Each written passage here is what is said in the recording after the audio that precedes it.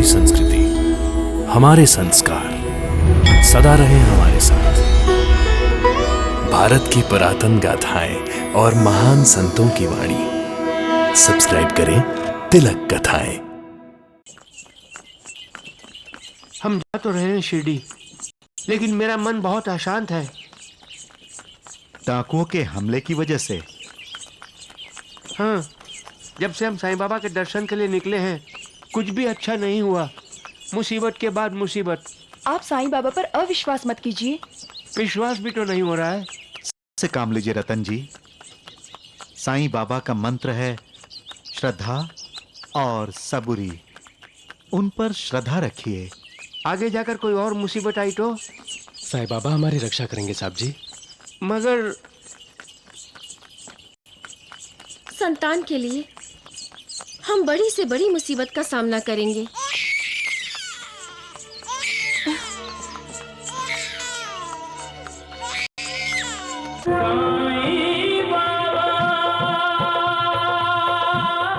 यास्मीन, पता नहीं कहाँ चली गई। यास्मीन, यास्मीन, लो, तुम यहाँ बैठी हो और मैं तुम्हें कब से आवाजें दे रहा हूँ। जोर से मत बोलो, मुन्ना सो रहा है। मुन्ना? शकुंतला ने मुन्ना तुम्हें क्यों दिया?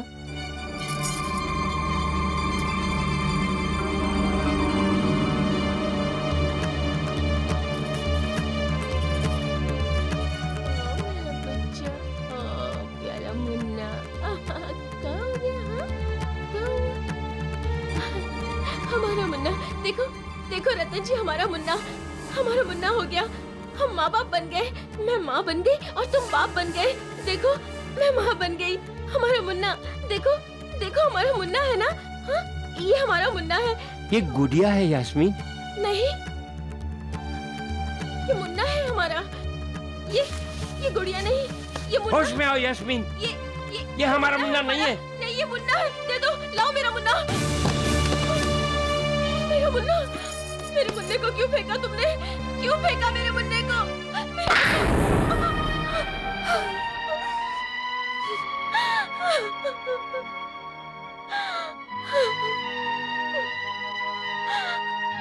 मुन्ना, मेरा मुन्ना।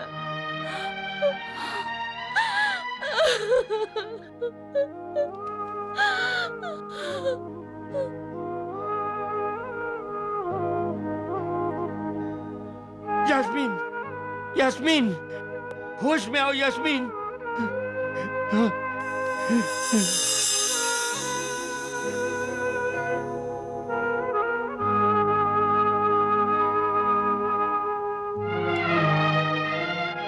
जिस्मानी तौर पर तो इन्हें कुछ नहीं हुआ है। इनकी मानसिक दशा के कारण ही ये बार बार बेहोश हो जाती है। दरअसल मां ना बनने की वजह से ये अपने आप को मन ही मन अपराधी मानने लगी है। इसी कारण इन्हें मानसिक तनाव रहता है। इसका इलाज? दवा तो मैं दूंगा ही, लेकिन दवा के साथ साथ इनकी जिंदगी में कुछ बदलाव लाना भी जरूरी है। जैसे? इन्हें नांदेड़ से बाहर ले जाइए। इनका मन कभी खाली न रहने पाए। किसी न किसी काम में ये उलझी रहेंगी तो बच्चे के बारे में सोचने का वक्त ही नहीं मिलेगा। आप ठीक कह रहे हैं डॉक्टर। मैं इन्हें किसी न किसी काम में उलझाए रखूंगा और जहां तक मुमकिन होगा मैं इनके साथ ही रहूंगा।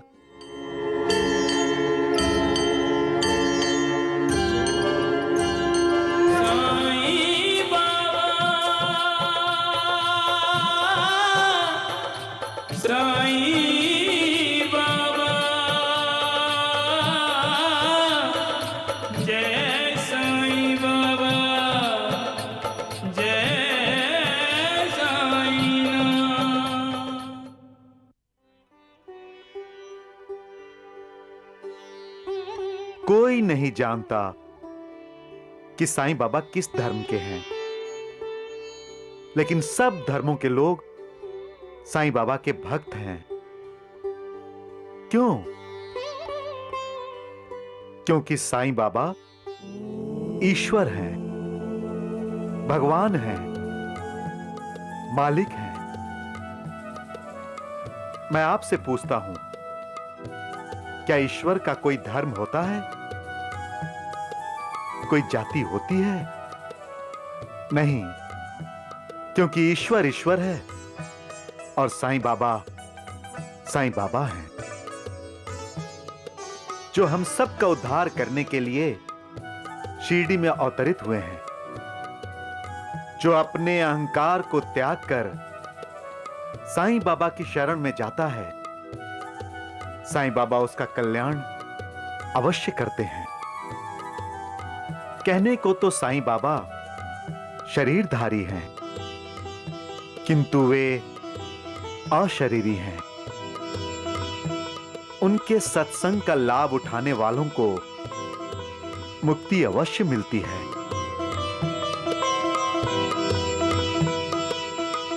हम वैकुंठ और परम धाम की बातें करते हैं।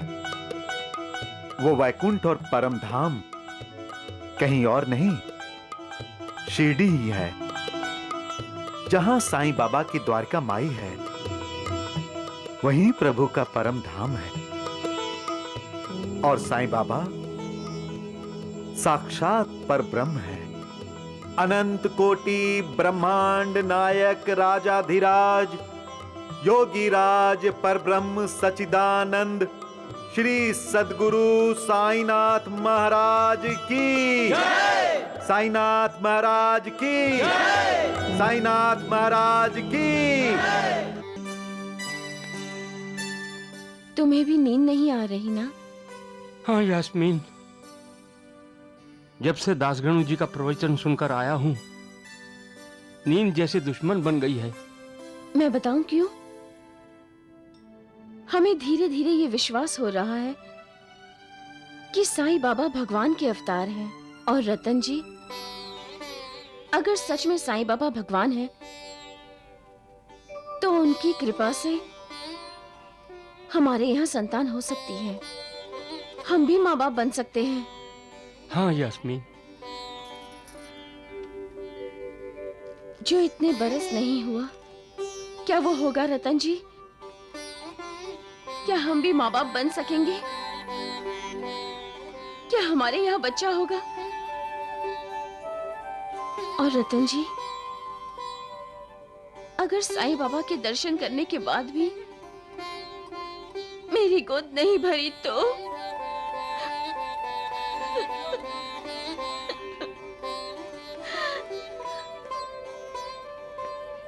यास्मीन,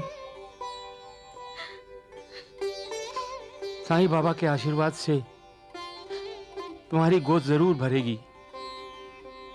तुम जरूर मां बनोगी। अनंत कोटि ब्रह्मांड नायक राजाधिराज योगीराज परब्रह्म श्री सच्चिदानंद सद्गुरु साईनाथ महाराज की जय।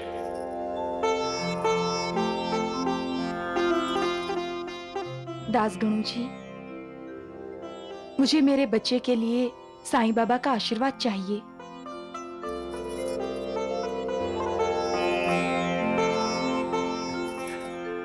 ये बच्चा बहुत भाग्यशाली है बहन। इसे साईं बाबा का आशीर्वाद मिल चुका है।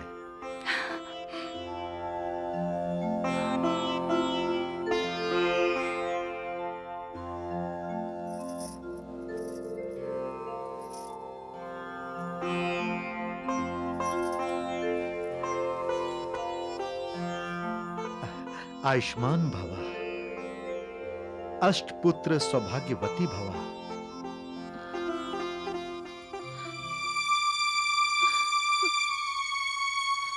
अरे, ये तुम दोनों की आंखों में आंसू क्यों है? शादी को इतने साल हो गए, हमें एक भी बच्चा नहीं हुआ दासगणु जी। और आपने मुझे अष्टपुत्र सौभाग्यवती भव का आशीर्वाद भी दे दिया। क्या हमारे नसीब में बच्चा नहीं है दासगणु जी? नसीब बदला जा सकता है रतन जी, और नसीब बदलने वाला शिरडी में है। साईं बाबा चिंतामणि है रतन जी। अपने भक्तों की चिंता का बोझ वो खुद उठाते हैं। जिनके दर्शन मात्र से मन की इच्छा पूरी हो जाती है। वो क्या आपकी मनोकामना पूरी नहीं करेंगे? क्या हम पर कृपा करेंगे वो? अवश्य बहन, अवश्य। बस यूं समझ लो, मैं यहां नांदेड़ आया ही इसीलिए हूं कि उन्होंने आप पर कृपा की है। शिरडी जाकर साईं बाबा के दर्शन कीजिए, बस। लेकिन एक मंत्र हमेशा ध्यान में रखिए। क्या? श्रद्धा और सबरी। श्रद्धा रखिए और सब्र कीजिए।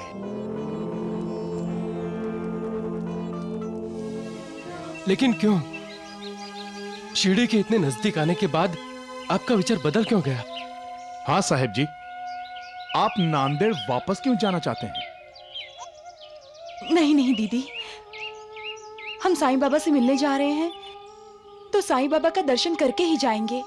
दीकरी, साईं बाबा से मिलने के बाद भी हमारी मनोकामना पूरी नहीं हुई और हम माँ बाप नहीं बन पाए तो मेरा ईश्वर से विश्वास उठ जाएगा। और हम ये नहीं चाहते। रतन जी, आपका ईश्वर पर से विश्वास नहीं उठेगा। साईं बाबा नहीं उठने देंगे। आप तो बस उन पर श्रद्धा रखिए और सब्र कीजिए। जय साईं राम। जिसका अपने गुरु पर विश्वास है, उसके लिए दुनिया की हर कठिनाई आसान हो जाती है। हमसे अधिक हमारे गुरु को हमारे कल्याण की चिंता रहती है। इसलिए गुरु के आदेशों का पालन करना चाहिए। दूसरों के मधुर वचनों पर ना जाकर हमें अपना गुरुपदेश कभी नहीं भूलना चाहिए। अपने आप को सच्चे दिल से अपने गुरु को समर्पित कर दोगे तो वो तुम्हें इस भवसागर से पार ले जाएगा। क्योंकि गुरु के सामने भवसागर का अस्तित्व वैसा ही है जैसा सूर्य के सामने अंधेरे का। सबका मालिक एक।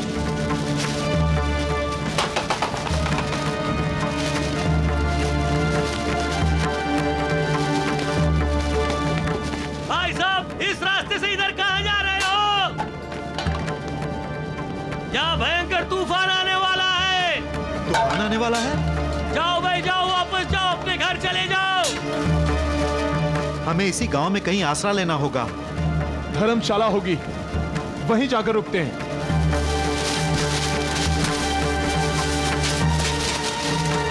इस तूफान से बच सकेंगे तो शिरडी पहुंचेंगे।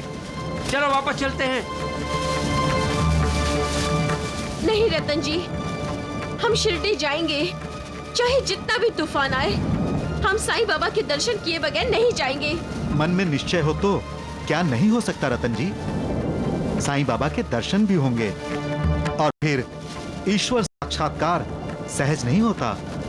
उसके लिए मन में भक्ति और दृढ़ विश्वास जरूरी है। रतन जी, संत दर्शन की तीव्र उत्कंठा हो तो भक्ति और विश्वास में वृद्धि हो जाती है और उसी से मनोकामना पूरी होती है। फिर आप तो अपने जीवन में आए हुए तूफान को शांत करने के लिए साईं बाबा के पास जा रहे हैं। तो फिर इस तूफान से क्या डरना? और हो सकता है साईं बाबा इस तूफान के द्वारा आपकी परीक्षा ले रहे हो। अगर ये परीक्षा है तो हमें इस परीक्षा में सफल होना है रतन जी। हम नांदेड़ वापस नहीं जाएंगे, हम इसी गांव में रुकेंगे।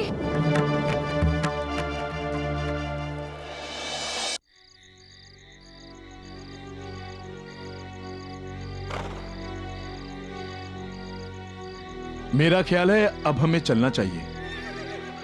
तूफान बिल्कुल थम गया है। रात में क्यों? हम सुबह सवेरे सवेरे निकलेंगे। मुझे जल्द से जल्द शिरडी जाकर साईं बाबा के दर्शन करने हैं। अब रात दिन कोई मायने नहीं रखते।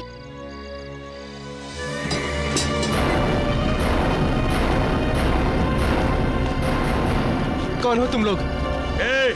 मुंह बंद, और जो कुछ तुम्हारे पास है सब हमें दे दो। क्यों दे? चुपचाप यहाँ से चले जाओ। वरना हम शोर मचाएंगे। शोर मचाओगे? मचाओ शोर, मचाओ शोर।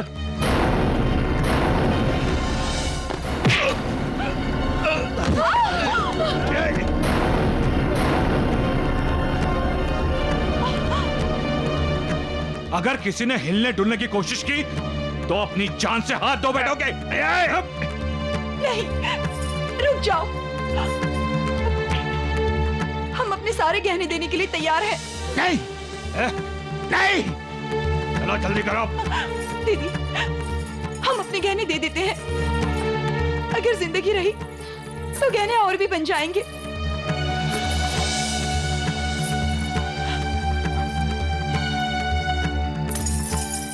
नहीं।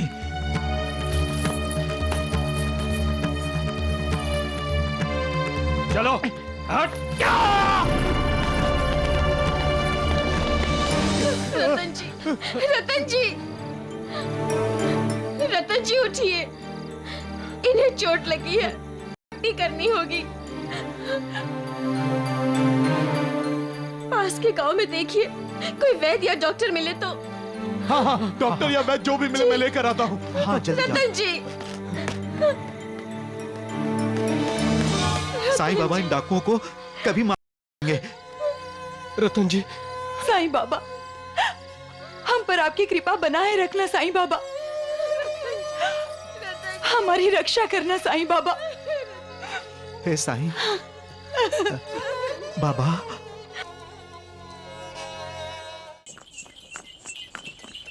हम जा तो रहे हैं शिरडी, लेकिन मेरा मन बहुत अशांत है।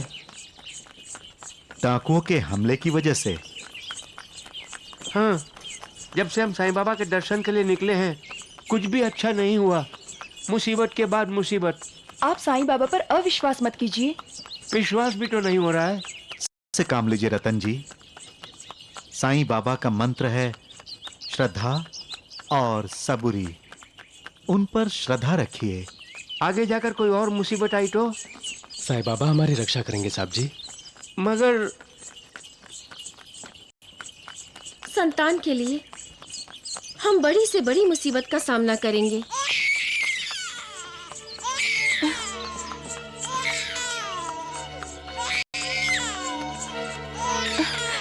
चुप हो जाओ। बच्चे को दूध पिलाओ। नहीं नहीं, अभी अभी तो दूध पिया है। बच्चे का पेट भरा हुआ है। पेट भरा है फिर भी रो रहा है? तब तो जरूर इसके पेट में दर्द हो रहा होगा। कोई दवा है तुम लोगों के पास? दवा तो नहीं है। मुन्ना बहुत रो रहा है, आप कुछ कीजिए ना। टांगे वाला टांगा रोको, टांगा रोको। अरे भाई तांगा रोको, रोको तांगा।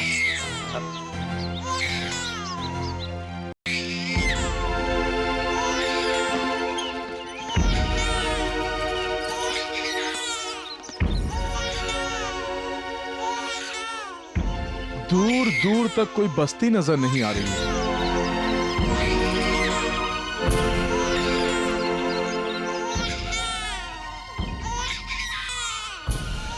साईं बाबा, मेरे मुन्ने की रक्षा करना साईं बाबा। मेरे मुन्ने की रक्षा करना। साईं बाबा, जय साईनाथ। हे साईनाथ।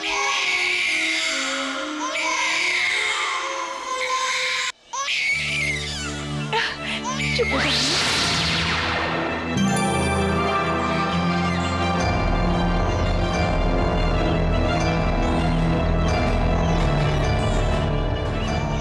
क्या हुआ बेटी? बच्चा रो क्यों रहा है? आप? शायद इसके पेट में दर्द होगा। हाँ बाबा, इसे दवाई चाहिए। लेकिन जंगल में दवाई कहाँ मिलेगी बाबा? मालिक की कृपा हो तो सब मिलता है। ये लो पुड़िया और इसके पेट पे लगा दो, सब ठीक हो जाएगा।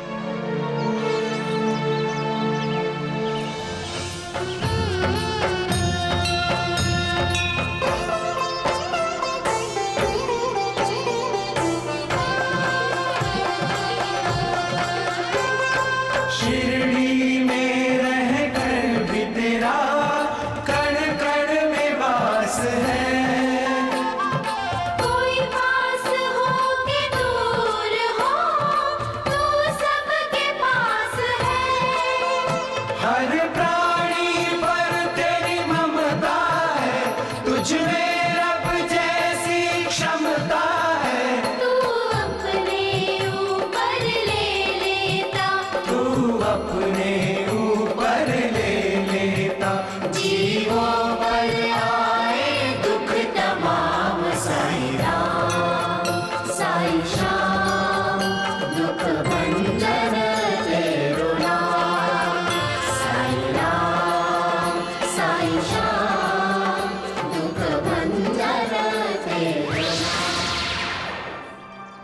अरे वो फकीर बाबा कहाँ गए?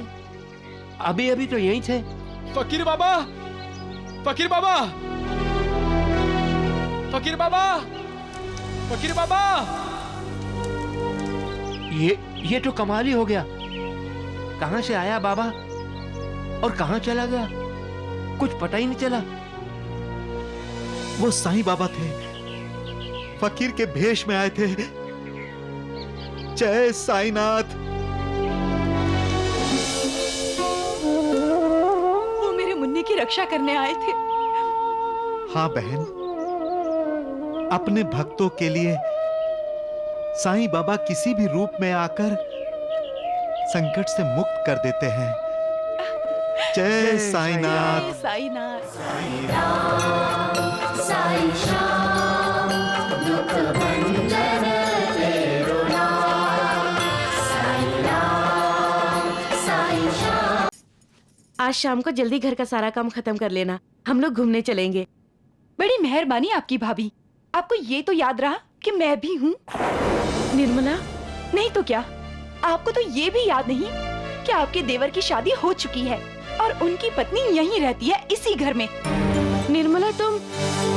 भाभी, अगर आपको ये सारी बातें याद होती तो आप मुझसे मेरा हक कभी नहीं छीनती। मैं? और नहीं तो क्या भाभी, मेरे पति दोपहर में दफ्तर में क्या खाएंगे ये भी आप तय करेंगी। क्यों? क्या मैं उनकी पत्नी नहीं हूँ? मुझे अगर उनके खाने पीने का ख्याल रखने का कोई अधिकार नहीं है?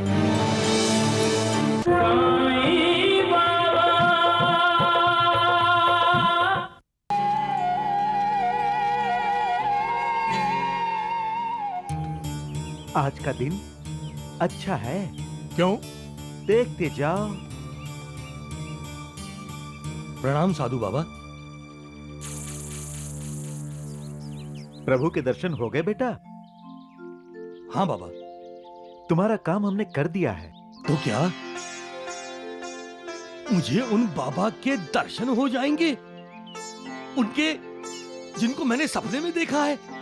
हाँ, हम सब ने मिलकर तुम्हारी इच्छा की पूर्ति के लिए जाप किया है।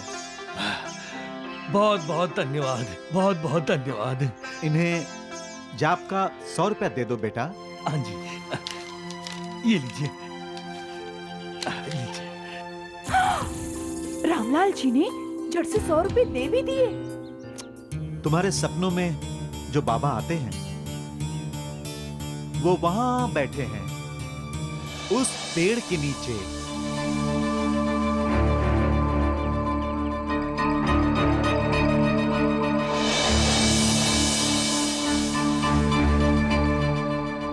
धन्यवाद, धन्यवाद साधु बाबा, धन्यवाद।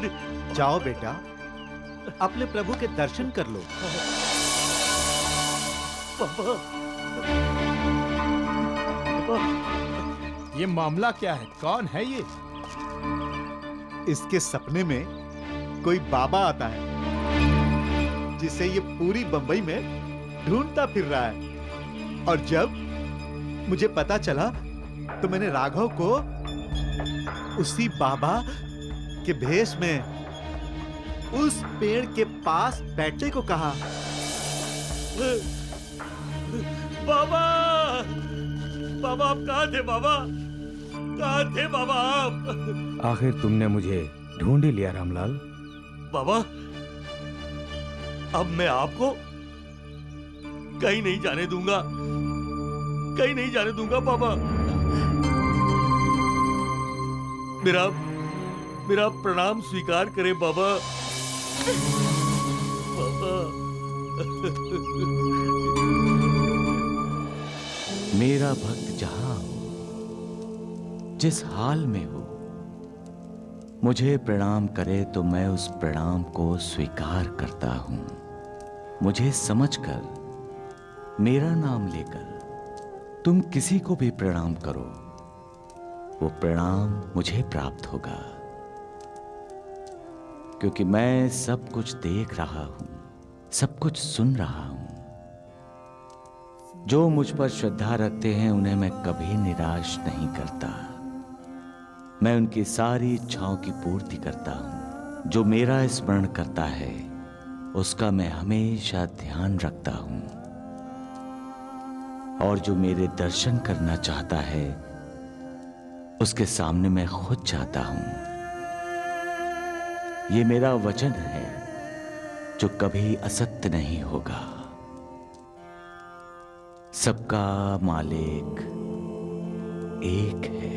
ओ मनीषा, ओ मनीषा, मेरी प्यारी बीवी कितने हो मनीषा? ओ तुसी कितने हो? ओए की हो गया जी? आज बड़ा प्यार आ रहा है अपनी बीवी पर। मुझे मुझे मुझे मेरे साईं बाबा मिल गए मनीषा। मुझे मेरे बाबा मिल गए मनीषा, मेरे बाबा मिल गए। वही जो आपके सपने में आते थे। मनीषा, मेरे बाबा के दर्शन करके मैं धन्य हो गया। बहुत अच्छी बात है। आप हाथ मुंह धो लीजिए, मैं आपके लिए लस्सी का बड़ा ग्लास लेकर आती हूँ। ठीक है। बाबा। रामलाल, रामलाल,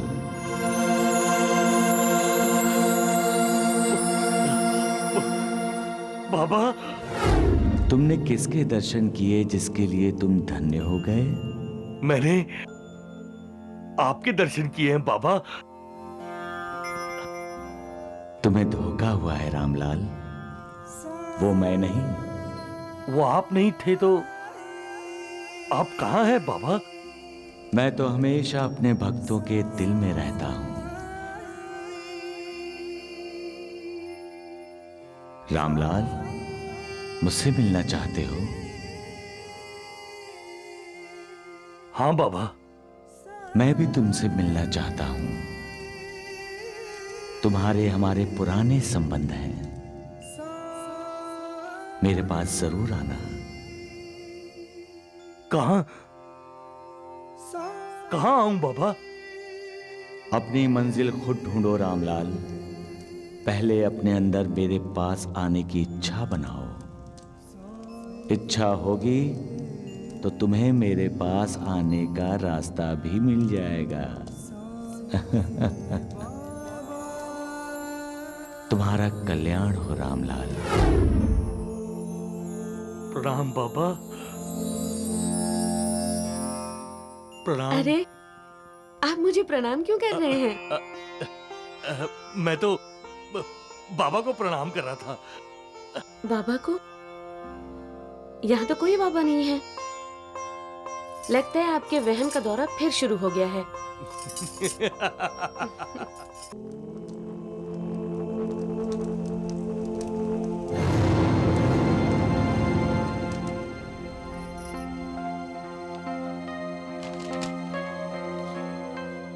निर्मला, पेपर उठाना जरा।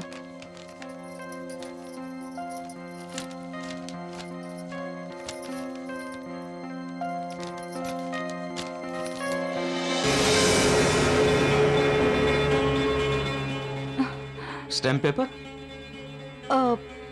मैं लाई हूँ। किस लिए? रामलाल जी के दस्तखत लेने के लिए। लेकिन रामलाल भाई साहब खाली कागजात पर दस्तखत क्यों करेंगे? क्यों नहीं करेंगे? क्या आपने नहीं किए थे? वो इसलिए कि मैं उनको अपना बड़ा भाई मानता हूँ और मुझे उन पर पूरा विश्वास है। और रामलाल जी को आप पर विश्वास नहीं है?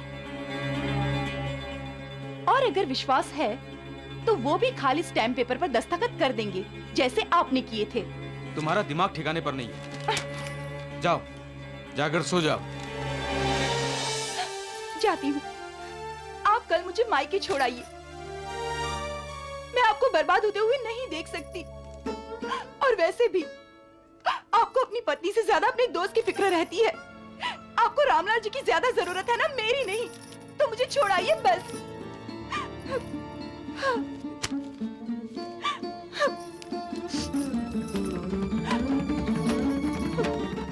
क्या कर रही हो? क्यों बात को बढ़ा रही हो निर्मला?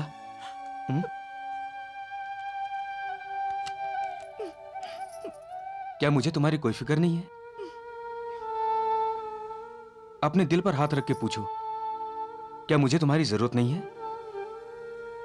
मेरा हाथ छोड़िए।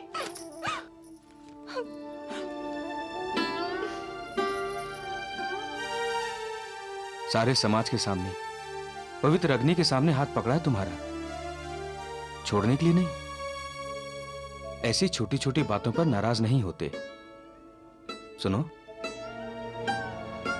तुम्हें खाली स्टैम्प पेपर पर रामलाल भाई साहब के दस्तखत चाहिए ना? मैं लेके आऊंगा। अब तो खुश? अब गुस्सा थूक भी दो और मुस्कुरा दो।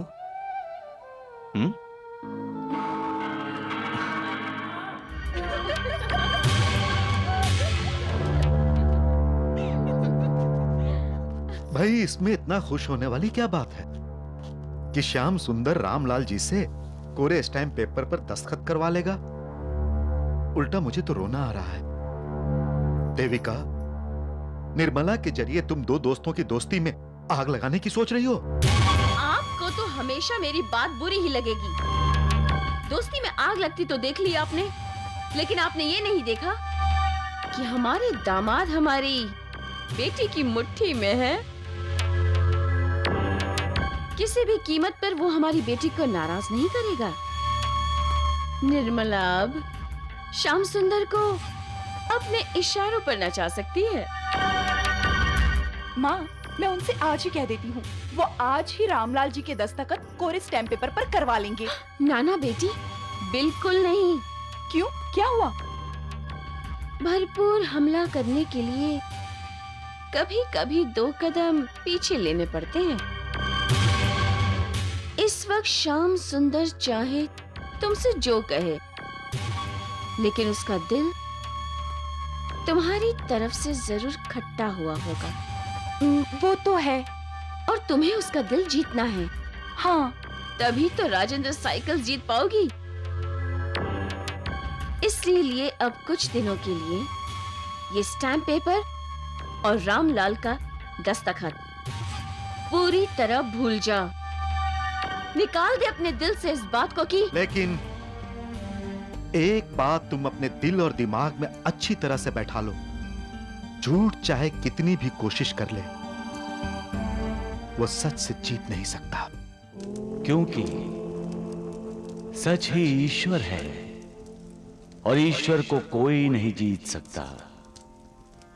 सच ईश्वर का चेहरा है। सच ईश्वर की उपासना है। सच ईश्वर को पाने की सीढ़ी है। सच ईश्वर का परम धाम है। ईश्वर का मंत्र है। ईश्वर का शस्त्र है। सच ईश्वर का तेज है, ओज है। सच ही अद्भुत मनः शांति है। सच हर किसी की अंतरात्मा की वाणी है। सच शिव की तरह सुंदर है। सच खुद ज्वलंत है, लेकिन सच का कोई अंत नहीं है। सच न छिपाया जा सकता है, न नजरअंदाज किया जा सकता है। सच निर्भयता का ही नाम है। सच के ही 2 रूप हैं, विश्वास और श्रद्धा। ये दुनिया ईश्वर ने बनाई है, वही इसका मालिक है, अन्य कोई नहीं। यही सत्य है, सबका मालिक एक।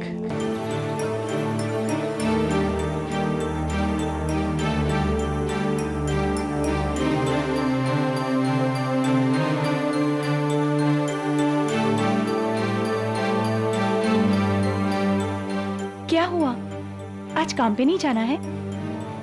निर्मला, वो मैं कोरे कागज पर रामलाल भाई साहब के दस्तखत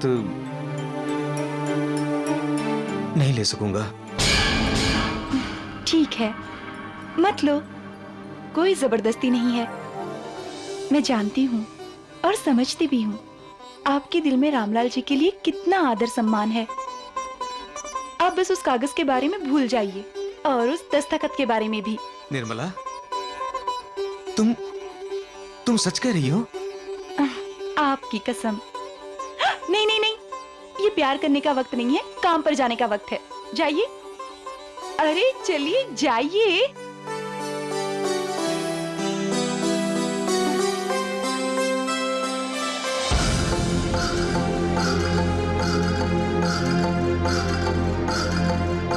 ये जो प्यार और विश्वास है ना रामलाल जी के लिए, एक दिन इसे कच्चे घड़े की तरह तोड़ के रख दूंगी।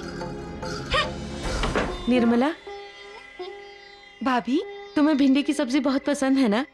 मैंने खास तुम्हारे लिए बनाई है, अभी खा लेना। भाभी, आप मेरे लिए इतनी तकलीफ क्यों उठाती हैं? अरे इसमें तकलीफ की क्या बात है? तू खाएगी तो मुझे खुशी होगी। अच्छा, चलती हूँ।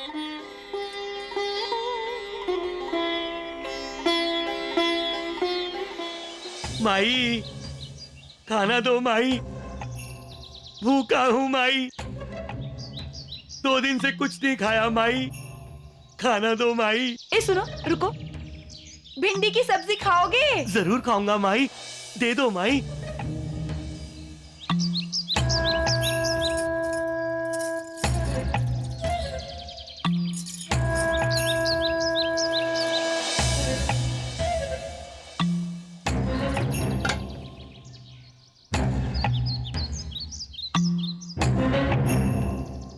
मैंने इसके लिए भिंडी की सब्जी बनाई और इसने भिखारी को दे दी। मतलब ये मेरा खाना पसंद नहीं करती। शुक्रिया।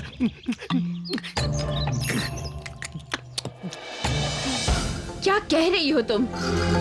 रामलाल और मनीषा के खिलाफ जंग का ऐलान कर दिया तुमने? हाँ माँ, पर सामने सामने नहीं। लेकिन मनीषा भाभी तो समझ गई जब मैंने उनकी दी हुई भिंडी की सब्जी उनके सामने ही भिखारी को दे दी। बहुत अच्छा किया है तुमने। अब आगे से भी कुछ देना तो उसके ही सामने कचरे के डब्बे में फेंक देना, समझी? देविका, ये तुम क्या सीख दे रही हो अपनी बेटी को? उसे तरक्की की सीख दे रही हूँ। जब तक आपके वो रामलाल और मनीषा हमारे दामाद श्याम सुंदर का पीछा नहीं छोड़ेंगे ना, और श्याम सुंदर उनसे अलग नहीं होगा, तब तक हमारी बेटी के भाग्य का सितारा नहीं चमकेगा, समझे? लेकिन तुम ये मत भूलो कि श्याम सुंदर आज जो कुछ भी है रामलाल की वजह से ही तो है। लो, फिर से बोले। अरे अब श्याम सुंदर को तरक्की करनी है, बहुत ऊंचाइयों तक पहुंचना है उसे, और उसके लिए रामलाल नाम की सीढ़ी की कोई जरूरत नहीं है। हाँ पिताजी, अब आपके दामाद काफी ऊंचाई पर पहुंच चुके हैं। हर ऊंचाई की एक हद होती है,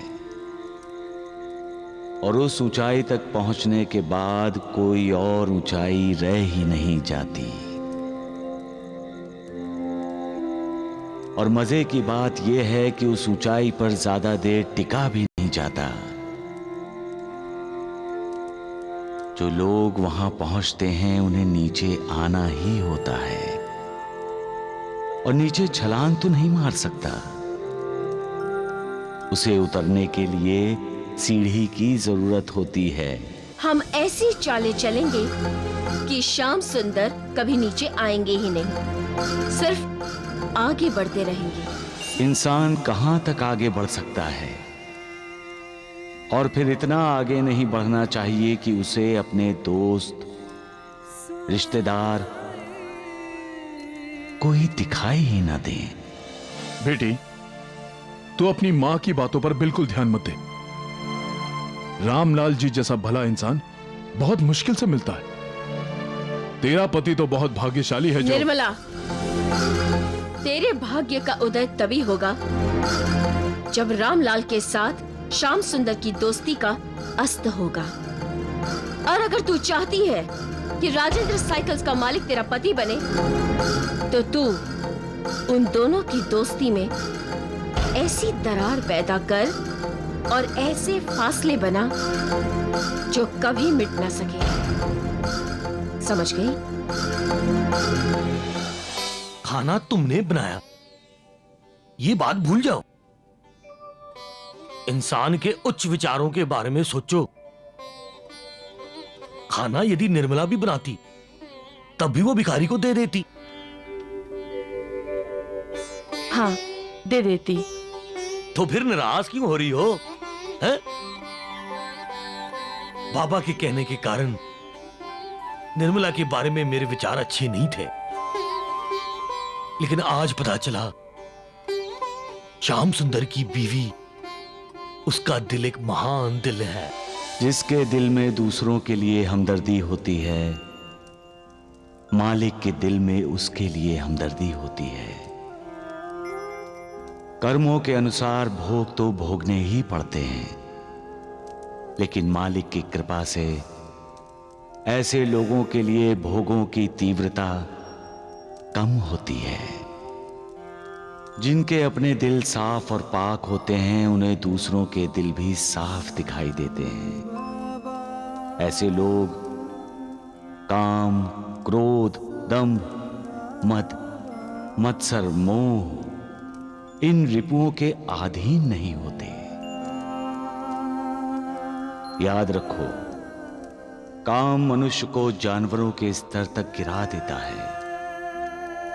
क्रोध अविवेक को जन्म देता है। दंभ मनुष्य के झूठे अभिमान का प्रतीक है। मद मनुष्य को उन्मत्त बना देता है।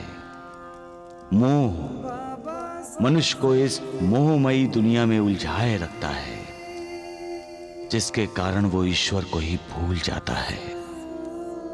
मत्सर ईर्ष्या को जन्म देता है। साईनाथ, इन 6 दुश्मनों से मनुष्य को कौन मुक्ति दे सकता है? सद्गुरु। जो सद्गुरु के उपदेश पर चलता है, षटरिपु यानी ये 6 दुश्मन उनका बाल बांका भी नहीं कर सकते। बाबा, ये सुंदराबाई कौन सा रिपु है? और उस दुश्मन से शिरडी वासियों को कौन बचाएगा? कौन मुक्ति देगा उन्हें बाबा?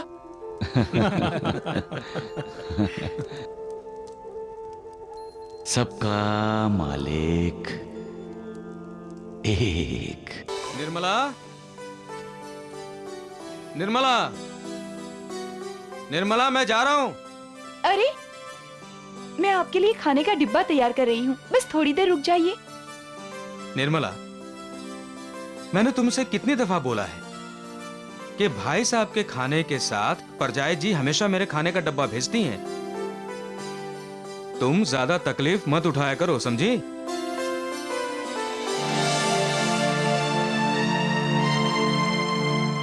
चले गए।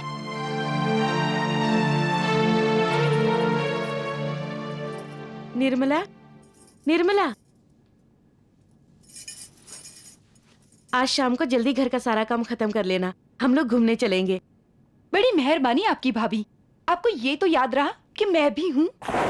निर्मला, नहीं तो क्या, आपको तो ये भी याद नहीं कि आपके देवर की शादी हो चुकी है और उनकी पत्नी यहीं रहती है, इसी घर में। निर्मला, तुम भाभी, अगर आपको ये सारी बातें याद होती तो आप मुझसे मेरा हक कभी नहीं छीनती। मैं और नहीं तो क्या भाभी, मेरे पति दोपहर में दफ्तर में क्या खाएंगे ये भी आप तय करेंगी। क्यों? क्या मैं उनकी पत्नी नहीं हूँ? मुझे अगर उनके खाने पीने का ख्याल रखने का कोई अधिकार नहीं है तो आपको मेरी शादी उनसे नहीं करानी चाहिए थी। भाभी, आप मुझे मेरे पति की सेवा क्यों नहीं करने देती? आप तो ऐसे कर रही हैं जैसे मैं इस घर में हूँ ही नहीं।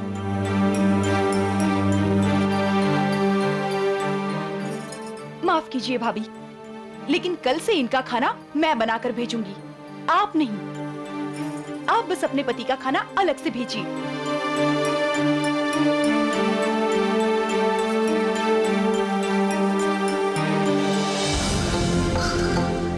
फासले बनाने का काम मैंने शुरू कर दिया है माँ।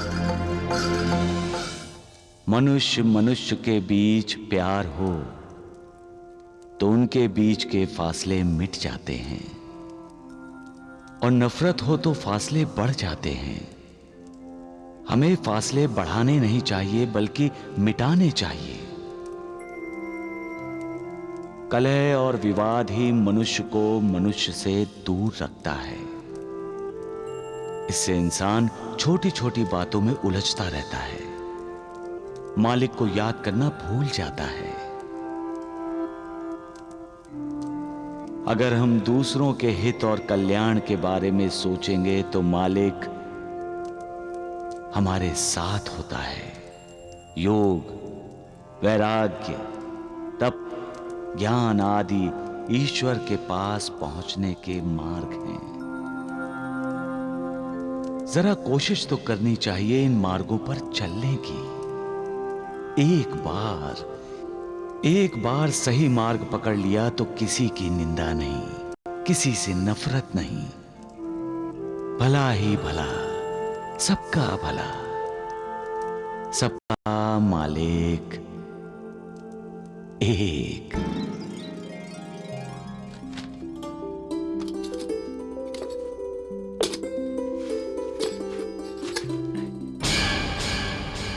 ऐसा कैसे? मनीषा दूसरी थाली रखना कैसे भूल गई? आइए भाई साहब, खाना खाते हैं, बहुत जोर की भूख लगी है। अरे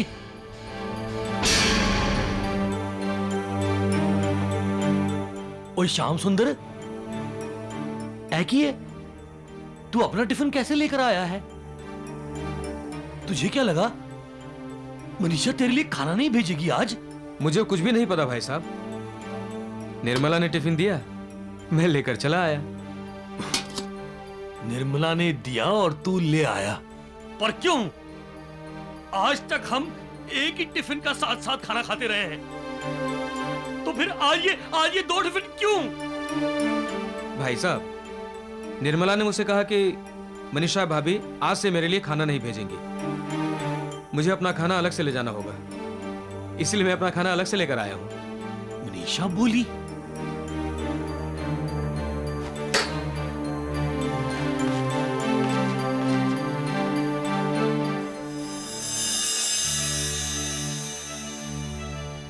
मनीषा, मुझे एक बात का साफ साफ जवाब चाहिए। तुमने आज श्याम सुंदर के लिए खाना क्यों नहीं भेजा? तुम अच्छी तरह जानती हो कि वर्षों से मैं और श्याम सुंदर दफ्तर में बैठकर साथ साथ खाना खाते हैं।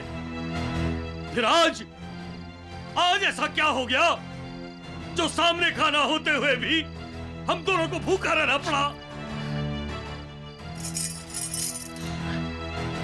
मेरी तो समझ में नहीं आता कि तुम ये सब कैसे कर सकती हो। श्याम सुंदर तुम्हारे लिए कैसे पराया हो सकता है? ये सब नहीं चलेगा। मैं तुम्हें साफ साफ कह देता हूं कि मेरे जीते जी ये सब नहीं चलेगा। मुझे ये बंटवारा मंजूर नहीं है। मुझे भी मंजूर नहीं है। राजेंद्र के पैदा होने से पहले मैंने श्याम सुंदर को अपने बेटे जैसा माना। ममता कभी बटती नहीं है। राजेंद्र के पैदा होने के बाद भी श्याम सुंदर के लिए मेरे प्यार, मेरी ममता में कभी कोई कमी नहीं आई। और आज भी मैंने श्याम सुंदर के लिए खाना बनाया था। बनाया था तो फिर भेजा क्यों नहीं? क्योंकि निर्मला ने मना किया था। बहू ने मना किया था? लेकिन क्यों? क्योंकि वो नहीं चाहती कि शादी के बाद श्याम सुंदर मेरे हाथ का बना खाना खाए।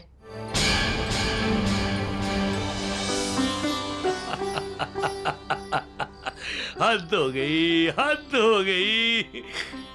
मुझे आज तक पता ही नहीं चला कि मैं इतना बड़ा बुद्धू हूं। अरे मुझे ये बात समझ में क्यों नहीं आई कि अभी अभी श्याम सुंदर की शादी हुई है। हर बीवी अपने दूल्हे राजा को रिझाना चाहती है और उस रिझाने में अपने हाथ का बना हुआ स्वादिष्ट खाना भी शामिल है। इसे कहते हैं मियां बीवी का प्यार। मनीषा, बहू ने एकदम सही कहा। यानी आपको ये बंटवारा मंजूर है? हाँ भाई, बंटवारा कैसे मंजूर होगा? भाई कल से खाना मत देना मुझे। मैं श्याम सुंदर के खाने के डिब्बे से बहू के हाथ का खाना खाऊंगा। ये किसने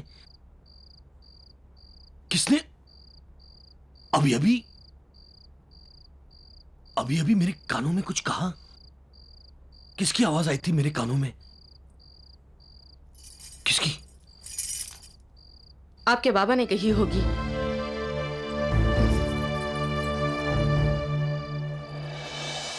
जो दूसरों के लिए गड्ढा खोदता है वो स्वयं उसी गड्ढे में गिरता है। सबका मालिक एक।